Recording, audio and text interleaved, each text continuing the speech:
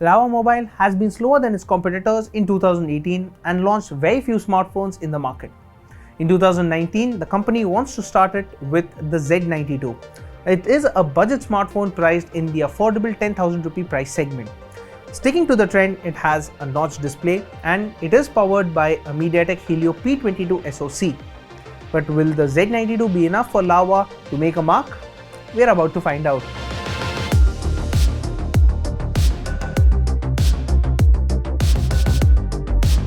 The Lava Z92 is one of the better looking smartphones to come out of the manufacturer's stable. It is sleek, lightweight and feels good while holding it in the hand.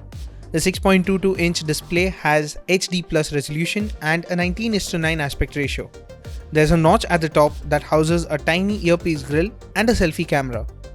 It also has a layer of Corning Gorilla Glass 3 protection on the screen.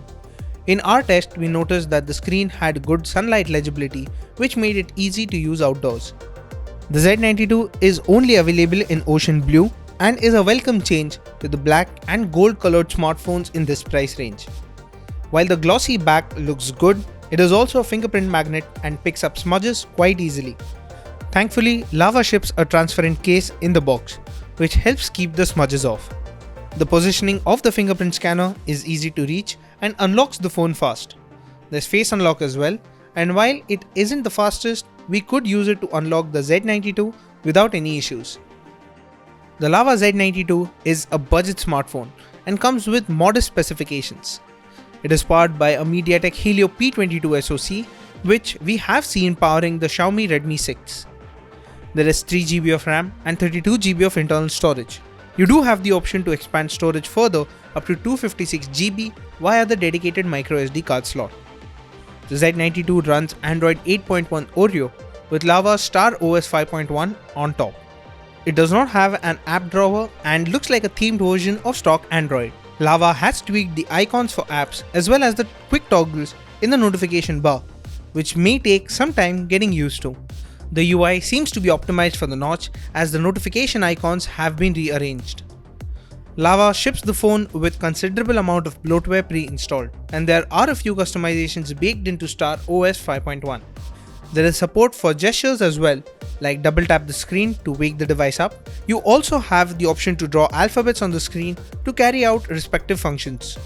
The Lava Z92 offers decent performance for day-to-day use, and we did not observe any lag while scrolling through the menus. However, we did notice longer load times for a few apps. The 3GB of RAM is enough for multitasking when you have a few apps. Multitasking with heavier apps results in the phone killing a few in the background. We played games like PUBG Mobile and Asphalt 8 to gauge the performance of the smartphone. PUBG Mobile ran at the lowest settings with the graphics set to smooth and the frame rate set to medium. While playing the game, we observed stutters at these settings. Turning the graphics down to low reduced the amount of stutters. We couldn't install Asphalt 9 as the game simply wouldn't show up on the Play Store on this device. Asphalt 8 Airborne ran fine but at lower settings. With a 3260 mAh battery, the Z92 definitely doesn't have the biggest battery at this price point, but does manage to keep battery drain under control. In our HD video loop test, the phone managed to clock 12 hours and 30 minutes. With our above average use, we were left with 54% battery still left in the tank at the end of 24 hours. While playing PUBG Mobile for 30 minutes, we observed a battery drain of 10%. The supplied 10-watt charger is capable of charging the phone in 1 hour and 40 minutes and charges up to 63% in an hour. The Lava Z92 has a single 13-megapixel camera at the back with a 1.12 micron pixel size.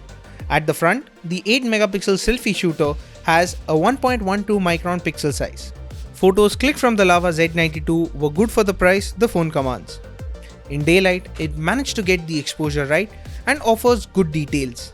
While clicking macros, we had to tap to focus where we wanted it to, since the phone didn't do it well automatically. Macros had good detail, but the phone boosted contrast, which looked artificial. In low light, the phone managed to keep noise under control without causing a grainy output, which is really nice. However, it keeps the shutter open for longer, which results in a blurry shot if you aren't stable. The studio mode can be used to click shots with a bokeh effect.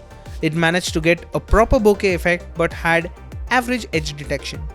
Selfies are good but don't have very good details.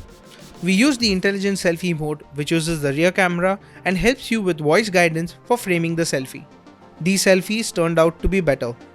The phone does not have a selfie flash, but use the screen flash when clicking selfies in a dark environment. Video recording maxes out at 1080p but lacks stabilization, which results in a shaky output. The Lava Z92 isn't underpowered or horribly overpriced for what it offers. It has a capable processor and offers a good, usable experience. Its cameras are good in daylight but do need a few tweaks when it comes to macro and low light photography. Lava has launched the phone with Android Oreo and there is no communication of an Android Pie update yet. The Lava Z92 isn't a bad phone for the price, but the competition offers a lot more performance at the same price. Apart from the Z92, you can consider the Asus Zenfone Max Pro M1 and the Nokia 5.1 Plus, both of which have recently received a permanent price cut. If you like this video, we are sure you're going to enjoy some of the other videos we have on offer. You can start with this one right here. Thanks for watching.